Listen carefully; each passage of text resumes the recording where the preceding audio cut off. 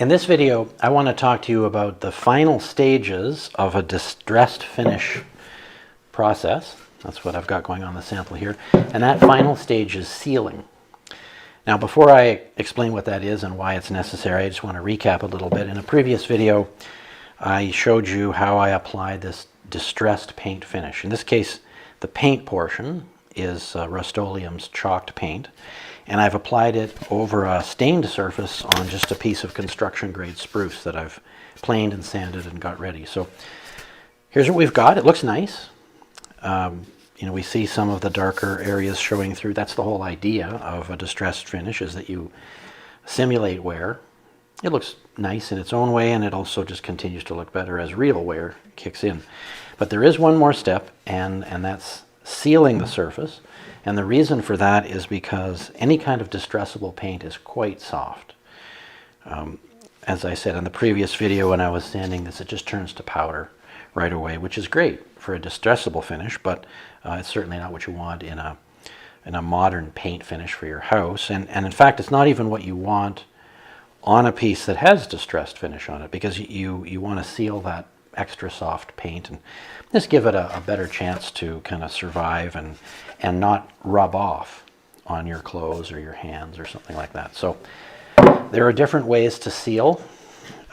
Different distressable paint companies like milk paint companies or manufacturers of chalked paint, they sell different things like a wax polish you can put on. Some people might want to put on urethane.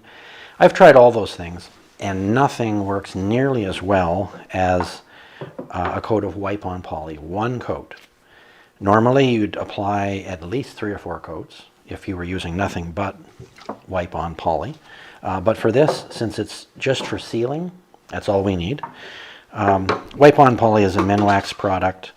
Essentially, it's very thin urethane, and it's to be used something like you'd use stain. So you put some on and you more or less rub it all off. You're only relying on the stuff that soaks in. So I'm just going to put a little bit on here, show you how it works. Now, besides protection, there is another advantage to sealing, and you're about to see what I mean. It actually makes the surface look much better, especially when you have a high contrast situation like this with white chalked paint over top of a dark stain. We've got a nice contrast going on here now, but watch this. Watch this when you put some on. It just really makes it pop, doesn't it? Doesn't that look nice? Like I said, thin coat, and one only is really all you need.